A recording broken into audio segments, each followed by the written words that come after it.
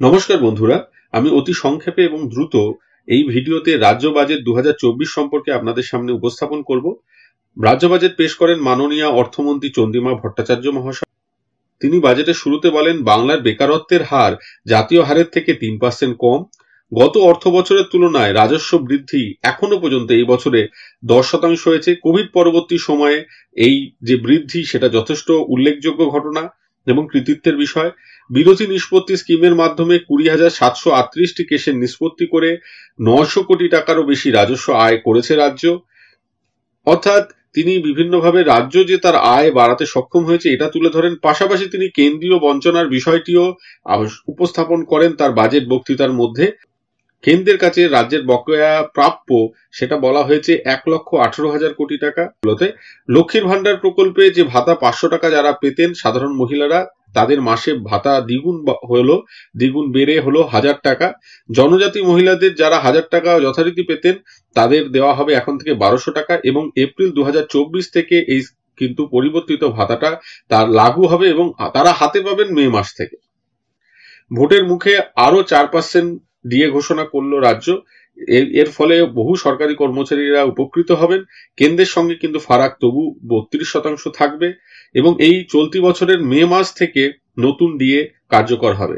এবং এক্ষেত্রে উল্লেখ করতেই হবে, 2011 সালে পরিবর্তনের পর বর্তমান যে রাজনৈতিক দলটি সরকারি ক্ষমতায় রয়েছেন, তারা কিন্তু একটা নীতি তাদের ক্ষেত্রে লক্ষ্য করা গেছে। তারা কিন্তু বছরে একবার ডিএ দিতেন হয়েছে এবং নতুন রোপার পর 2020 সালে যখন নতুন রোপা চালু হয়, 2019-এর রোপা, সেক্ষেত্রে তাদের কিন্তু ডিএটা ছিল না। ডিএ শূন্য অবস্থায় রোপা চালু হয় এবং দেখা যাচ্ছিল 1 বছর অন্তর 1 বছর ডিএটা চলে গেছিল। সে তুলনায় 2024 সাল অবশ্যই একটি গুরুত্বপূর্ণ বিষয়, যে বছরে দুবার ডিএর জায়গায় রাজ্য অন্তত ফিরে এসছে। কারণ এই বছরই জানুয়ারি মাসে ডিএ ঘোষণা হয়েছিল, সেই ডিএর পর এখন আবার মে মাস থেকে যে ডিএ ঘোষণা হলো, অর্থাৎ বছরে দুবার 4% করে ডিএ হলো, এটা অবশ্যই আশার বিষয়। এখন এই বিষয়টা আমরা জানি সকলেই, লোকসভা ভোট সামনে, কর্মচারীদের মধ্যেও বিভিন্ন রকমের অসন্তোষ তৈরি হচ্ছে, তারা আন্দোলন করছেন। সেই আন্দোলনগুলোর জন্য লোকসভা ভোটের সামনে এই বছরে দুবার ডিএর যে বিষয়টি হলো কিনা সেটা আগামীতে বোঝা যাবে। যদি প্রতি বছরই দুবার করে ডিএ দেওয়ার অন্তত প্রবণতা রাজ্যের দেখা যায়, সেটা অবশ্যই সাধুবাদযোগ্য। কেন্দ্রের 100 দিনের কাজ যেটা ছিল, সেটার টাকা পাওয়া যাচ্ছে না আমরা জানি। সেই টাকা 21শে ফেব্রুয়ারির মধ্যে মিটিয়ে দেওয়া হবে 21 লক্ষ জব কার্ড হোল্ডারদের। পাশাপাশি রাজ্যের তরফ থেকে একটা নতুন স্কিম চালু করা হলো, এটা 50 দিনের কাজ এবং যার নাম দেওয়া হলো কর্মশ্রী, এবং এটা এই বছর মে মাস থেকে চালু হবে এই নতুন প্রকল্প। এখন বিষয় হচ্ছে, কেন্দ্রের যে 100 দিনের কাজ রয়েছে তার সাথে রাজ্য যদি যোগ করে আরো 50 দিন করে, তাহলে বছরে 150 দিনের কাজ হবে। জব কার্ড হোল্ডার যারা রয়েছেন তাদের অবশ্যই কিছুটা উপকার হবে। তো এইটা কি হয় আমাদের দেখতে হবে। এখন রাজ্যের প্রকল্পটাই শুধু থাকবে, কারণ আমরা দেখেছি আয়ুষ্মান ভারত রাজ্য গ্রহণ করেনি স্বাস্থ্য সাথী থাকায়, নাকি রাজ্য এবং কেন্দ্রের দুটো প্রকল্পই থাকবে সেটা আমরা আগামী দিনে জানতে পারবো। তবে দুটো প্রকল্প থাকলে সাধারণ মানুষের উপকার হবে এবং এই কর্মশ্রী প্রকল্পটা চালু হবে মে 2024 থেকে। 1,50,000-এর বেশি যে সিভিক ভিলেজ বা গ্রিন পুলিশ রয়েছেন, তাদের ভাতা বাড়ানো হলো 1,000 টাকা করে, অর্থাৎ তারা 9,000 টাকা যারা পেতেন তারা 10,000 টাকা করে পাবেন। এবং রাজ্য পুলিশে যুক্ত হওয়ার ক্ষেত্রে তাদের যে একটা কোটা থাকতো 10%, সেই কোটাটা বেড়ে হবে 20%। এপ্রিল জুন মাসে যেহেতু কালবৈশাখী বা বিভিন্ন ঝড় হয়, সমুদ্রে যাওয়ার ক্ষেত্রে সমস্যা রয়েছে, তাই মৎস্যজীবীদের জন্য একটি বিশেষ নতুন প্রকল্প চালু হলো, সমুদ্র সাথী প্রকল্প। এই প্রকল্পে ওই 2 মাস নথিভুক্ত মৎস্যজীবীরা তারা প্রতি মাসে 5,000 টাকা করে, অর্থাৎ 2 মাসে মোট 10,000 টাকা পাবেন। এর ফলে প্রায় 2 লক্ষ মৎস্যজীবী উপকৃত হবেন বলে মাননীয় অর্থমন্ত্রী বলেছেন। যুবদের জন্য বিশেষ অ্যাপ্রেন্টিস স্কিম চালু করা হবে। বিভিন্ন স্কুল ও মাদ্রাসায়, ভোকেশনাল ট্রেনিং ইনস্টিটিউটগুলোতে বা ইন্ডাস্ট্রিয়াল ট্রেনিং ইনস্টিটিউট ও পলিটেকনিক থেকে পাশ করা যুবশ্রী প্রকল্পে নথিভুক্ত 18 থেকে 40 বছরের যে সমস্ত যুব রয়েছেন, তারা বিভিন্ন শিল্পের ক্ষেত্রে যদি প্রশিক্ষণে যান সেক্ষেত্রে সহায়তা পাবেন এবং সেই সময় প্রশিক্ষণরত অবস্থায়, অ্যাপ্রেন্টিস অবস্থায় তারা 1,500 থেকে 2,500 টাকা কিন্তু স্টাইপেন্ড তাদের দেওয়া হবে।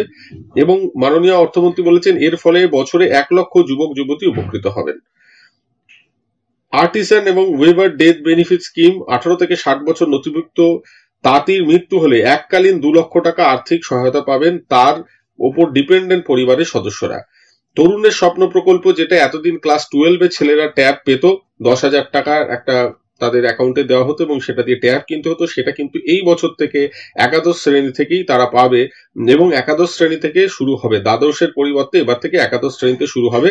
কুক কাম হেল্পার যারা, তারা মাসে 1,000 টাকা পান, এটা অর্থমন্ত্রী বলেছেন, এবং তাদের এই যে টাকাটা সেটা 500 টাকা আরো বাড়িয়ে দেওয়ার প্রস্তাব দেওয়া হলো। কিন্তু বিষয়টা হচ্ছে, কুক কাম হেল্পার যারা মিড ডে মিল রান্না করেন, সেলফ হেল্প গ্রুপের রয়েছেন, তারা স্টুডেন্ট সংখ্যা অনুযায়ী একটা টাকা স্ল্যাব আছে, বিভিন্ন রকম স্ল্যাব, 200-র ওপর না গেলে মোট 4,500 টাকা পাওয়া যায়। তো এই স্ল্যাব অনুযায়ী কিন্তু টাকাটা পান। যতজন কর্মচারী থাকেন সেলফ হেল্প গ্রুপে তারা ভাগ করে নেন। এদের ক্ষেত্রে বেতন বৃদ্ধিটা হবে 500 টাকা, সেটা এখনো নিশ্চিত নই আমি। তো সেটা সম্পর্কে কোনো আপডেট পেলে আপনাদের সাথে অবশ্যই শেয়ার করব। কর্মসাথীর প্রকল্পে পরিযায়ী শ্রমিকদের নথিভুক্ত করা আছে যাদের, তাদের যে স্বাস্থ্যসাথী স্কিমের আওতায় আনা হলো এবং তারা যে ভিন রাজ্যে কর্মরত আছেন যে স্থানে, সেই রাজ্যে সেখানেই তারা এই স্বাস্থ্যসাথী সুযোগ নিয়ে কিন্তু চিকিৎসার সুযোগটা পাবেন, বিনামূল্যে চিকিৎসার সুযোগটা তারা পাবেন। স্বাস্থ্যসাথী বীমায় যতটা 5 লক্ষ পর্যন্ত যে ছাড়টা রয়েছে তাতে। শূন্যপদ পূরণ এবং কর্মসংস্থানের দিকে বিশেষ নজর দেওয়া হবে বলে ঘোষণা করা হয়েছে এই বাজেটে। 5 লক্ষ সরকারি চাকরির ব্যবস্থা করা হবে বা 5 লক্ষ চাকরির ব্যবস্থা করা হবে বলে বলা হয়েছে। এখন আমাদের দেখতে হবে আগামী দিনে কি হয়। সিভিক সহ অন্যান্য যে কন্ট্রাকচুয়াল কর্মীরা রয়েছেন, এর মধ্যে কিন্তু ICT, para teacher, SSK, MSK, সমস্ত বিভিন্ন ডিপার্টমেন্টে বা দপ্তরে যে সমস্ত কন্ট্রাকচুয়াল কর্মচারীরা রয়েছেন, যারা রিটায়ারমেন্টের পর 2 থেকে 3 লক্ষ টাকা পেতেন এতদিন, তাদের কিন্তু এককালীন অবসরকালীন যে সুবিধা সেটা বাড়িয়ে 5 লক্ষ টাকা এককালীন দেওয়ার প্রস্তাব দেওয়া হয়েছে। Contractual group C, group D, তাদের যে মাসিক পারিশ্রমিক সেটা যথাক্রমে 3,000 টাকা ও 3,500 টাকা বৃদ্ধি করা হলো বলে ঘোষণা করা হয়েছে। আইটি পার্সোনেল যারা 2020 সাল থেকে রাজ্য সরকার যাদের নিজেদের অধীনে নিয়ে এসেছে, তাদের যে বেতন বৃদ্ধি একটা ঘোষণা হয়েছে, অর্থাৎ আইসিটি কর্মচারী যারা, তাদেরও কিন্তু বেতন বাড়বে এবং এটা ক্যাটেগরি অনুযায়ী বেতন বৃদ্ধি হবে, সবার ক্ষেত্রে সমান হবে না। কিন্তু ঠিক কত টাকা করে হবে সেটা ডিটেল রিপোর্ট আমাদের কাছে এলে তখন জানতে পারবো, এখন কিন্তু ঘোষণা হয়নি কিছু। তো এই বাজেট থেকে দেখা যাচ্ছে যে অনেক কন্ট্রাকচুয়াল কর্মীদেরই কিন্তু বেতন বৃদ্ধি হয়েছে, কিন্তু পার্শ্ব শিক্ষকদের সেভাবে কিন্তু বেতন বৃদ্ধি হয়নি। কেবল রিটায়ারমেন্ট বেনিফিটের সুবিধাটা তারা পাবেন বলে আমি আশা করছি। ফলে সার্বিকভাবে যে বাজেট হয়েছে সে বাজেট বেশ কিছুটা জনমুখী বলতেই হবে। এবার দেখা যাক কতটা সুবিধা পায়। কিন্তু পার্শ্ব শিক্ষক, এমএসকে, এসএসকে, এরাও কিন্তু দীর্ঘদিন ধরে তাদের বেতনের জন্য দাবি তুলছেন। তারা পথেও নেমেছেন, এর মধ্যে তারা কোর্টেও গেছেন, কিন্তু তাদের ব্যাপারে এই বাজেটে বরাদ্দ থাকলো না। মাননীয় বিচারপতি বিশ্বজিৎ বসুও যেটা বলেছিলেন আগের দিন পার্শ্ব শিক্ষকদের কেসে, যে ভোটের আগে আপনারা দেখুন পার্শ্ব শিক্ষকদের বেতন বৃদ্ধি করা যায় কিনা, আপনারাই বেতনটা বাড়িয়ে দিন, তাহলে কোর্টকে হস্তক্ষেপ করতে হবে না। সে বিষয়টা দেখা গেল কিন্তু যে রাজ্যের বাজেট, অন্তত যেটা বলা হলো তার মধ্যে নেই। এখন জানি না পরবর্তীকালে কোনো যদি রিপোর্ট পাওয়া যায় আপনাদের সাথে অবশ্যই শেয়ার করব, কিন্তু এখনো পর্যন্ত এটাই বলতে হবে যে পার্শ্ব শিক্ষক, শিক্ষিকা, এমএসকে, এসএসকে টিচারদের কিন্তু বেতন বৃদ্ধি ঘটেনি বাজেটে। আমি যতটুকু শুনতে পেরেছি সেই আপডেটগুলো আপনাদের সাথে শেয়ার করলাম। আজকে এই পর্যন্ত। সকলে ভালো থাকবেন, সুস্থ থাকবেন।